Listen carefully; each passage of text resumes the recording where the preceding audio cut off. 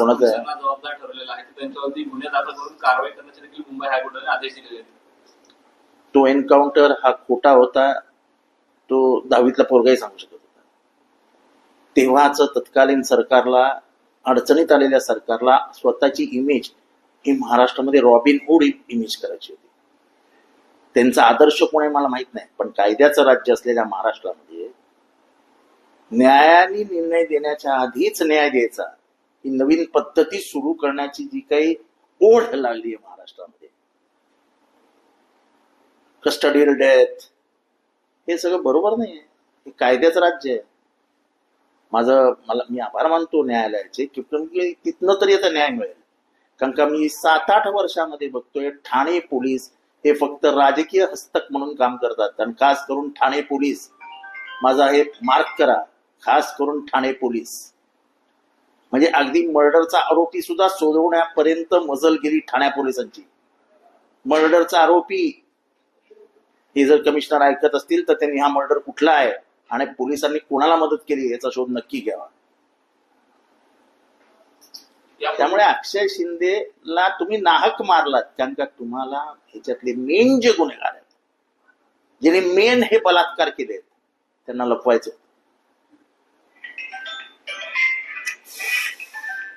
यापूर्वी हायकोर्टाने सांगितलं होतं की हा एन्काउंटर म्हणता येणार यार, तुम्ही कशाला करताय सगळं यार.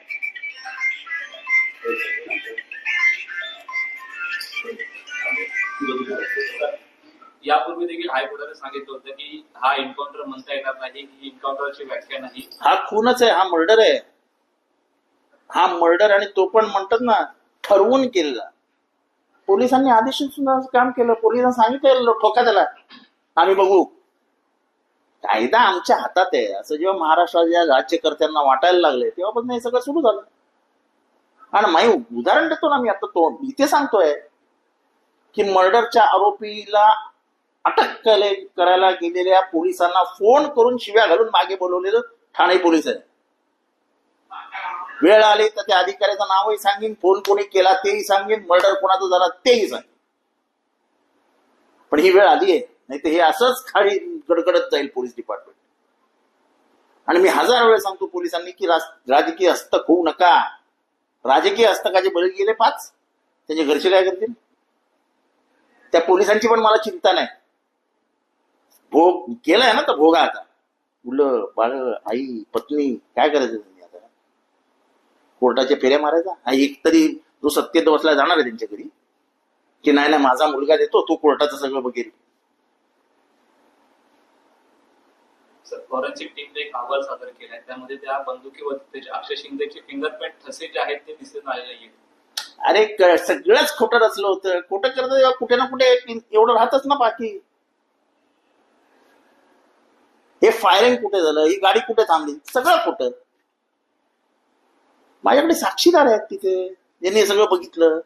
ते माझ्या मतदारसंघात आहे. पण सध्या बोलायचं नाही ना, कारण का बोललं की बालिश आहे, असं आहे तसं आहे अशी हेटाळणी करून टोलून टाकायचं. पण आमचा एकही आरोप खोटा ठरणार नाही, गॅरंटी आहे आमच्याकडनं. कसला जातीवाद करता त्या ह्याच्या कोणतो सैफ अली खानकडनं पकडून देणारा हा माझा कार्यकर्ता आहे.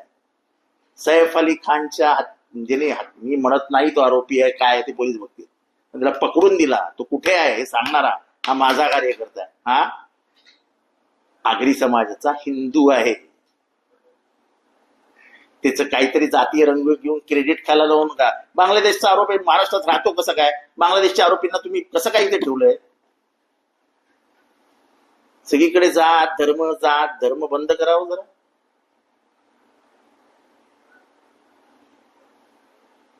हाच होता पकडायला.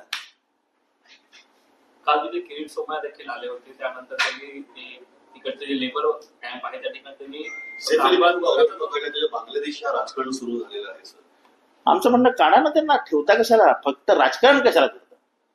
ठोस कारवाई करा ना. आणि पकडायला कोणी दुसरा नव्हता गेला, हाच होता तिथे. आणि हा नाही, याचा बाप माझा कार्यकर्ता होता. यांचा नाम या घराण्याचं घराचं राष्ट्रवादी काँग्रेसशी गेले 30 वर्ष संबंध आहे, स्थापन झाल्यापासून. हे पकडून दिले सगळे राष्ट्रवादीच्या पुराणे, शरद पवारांच्या विचारांच्या. सर, मला वाटतं अक्षय शिंदेची हत्या आत्महत्या की एन्काउंटर अजूनही हत्या निर्गुण हत्या, आणि त्याला जबाबदार पोलीस नाही. या पोलिसांच्या डोक्यात भरवणारे कोण हे शोधून काढा, त्यांना आदेश देणारे कोण हे शोधून काढा. कोण आहे संजय शिंदे? संजय शिंदेचा रेकॉर्ड काय इन्स्पेक्टरचा? तो पत्रकारी कधी खोलात जात नाही. शोधा संजय शिंदेचं काय कारनामे आहेत, मग तुम्हाला कळेल. शोधा जरा, लोकांचे डोळे उघडतील. खऱ्या पुरक्याला वाचण्याकरिता अक्षय शिंदेचा बळी गेला. मोरके पकडलेच नाहीत. मोरके जेव्हा ताब्यात आले, हजर झाले, हे झालं ते झालं, त्याच्यानंतर झालं ना अक्षयचं झाल्यानंतर. सर, एक वेगळा प्रश्न होता. भाजपसोबत गेलं पाहिजे असं आमच्या पक्षात ठरलं होतं. जितेंद्र आव्हाड देखील यासाठी तयार होते, मात्र अजित पवारांना आधी जाऊ द्यायचं आणि मग त्यांना त्यांच्या बदनामीला सुरुवात करायची असं एका टोळीचं ठरलं होतं. या टोळीचा मुलगा जितेंद्र आव्हाड होता असं अमोल मिटकरी म्हणाले. अमोल पटकरींच्या कुठल्याही प्रश्नाला नाही उत्तर द्यायला मी तेवढा मोठा नाही. ते खूप मोठे आहेत, ते खूप मोठे आहेत. धनंजय मुंडे देखील काम केलं होतं की पाटील शपथविधी ठरला होता त्यावरून कुठल्या दादा नाराज होते, दादांना नेहमी टार्गेट केलं जातं. मला वाटतं धनंजय मुंडेंना दादा जास्त माहिती आहेत, मला कमी माहिती. असं पालकमंत्रीवरची स्थगिती आली, त्याच्यामध्ये हित कोणाचं आहे? एकडे एकनाथ शिंदे गावी जाऊन बसलेले आहेत, नाराज कार्यकर्ता रस्त्यांवरती आहे, ह्याच्यामध्ये लोकांचं हित त्यांच्या घरातल्या भांडणांमध्ये आम्हाला कशाला खेचतात? जाऊ द्या, नाराज आहेत बिचारे, जाऊन आराम करतायत गावाला. त्यांना गावाची हवा पण आवडते तशी, त्यांचं गावात प्रेम पण आहे. जाऊ द्या, चांगलं आहे. तुम्ही कशाला काळजी करता? नाशिक थांबलंय का? रायगड थांबलंय का? फक्त मला एवढंच दुःख आहे की ह्याच अजितदादांनी माझं पालकमंत्रीपद ज्येष्ठ असून सुद्धा कापून कोणाला तरी दिलं. असे प्रश्न आम्ही टाकले की अजितदादांना वाईट वाटतं, माझं पालकमंत्रीपद का कापलं हे कधीतरी सांगावं ना. का तेव्हा मला एकनाथ शिंदेने सांगितलेलं की मी द्यायला तयार आहे, पण अजितदादा अडवून बसले. आज मी जाहीर करतो, एकनाथ शिंदे सांगितलेलं की तुम्ही रायगड सोडा, आम्ही तुम्हाला हे देतो, पालघर देतो. रायगड त्यांना सुटणार कसं? रायगडमध्ये सगळ्यांचा जीव अडकलेला होता. मी काही कमी होतो एक्सपिरियन्स्ड? मी काही पहिल्या टर्मचा आमदार होतो? मी पहिल्या टर्मचा मंत्री होतो? नव्हतो. मला नाही दिलं पालकमंत्रीपद. मला कोरोना झाला आणि मला कोरोना झाला होऊन डिक्लेअर झाला आणि 3 तासात माझं पालकमंत्रीपद काढलं अजितदादा. त्याच्यानंतर त्यांना कोरोना झाला, राजीनामा दिला का पालकमंत्री पदाचा? सगळ्या राष्ट्रवादीला झाला, घेतला का त्यांनी राजीनामा? पण माझा एका मिनिटात, मी बेडवर असताना, म्हणजे मृत्यूशी लढाई चालू असताना अजितदादांनी माझं पालकमंत्रीपद काढून घेतलं. इथे खूप चाचून ठेवलंय.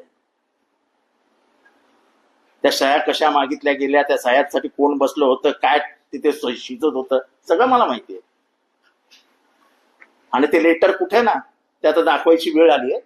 येत्या पुढच्या 8-10 दिवसामध्ये ते लेटर दाखवीन मी, की ते लेटर शरद पवारांना दिलंच नाही. ते दिलंच नाही. तुम्ही ज्या माणसाच्या हातात दिलं तो माणूस तुमच्यावर आलाच नाही. हे बदनाम करण्याचे ठाव नव्हते, हे जे सत्य ते अजितदादाच्या तोंडावर पण नाही म्हणू शकते.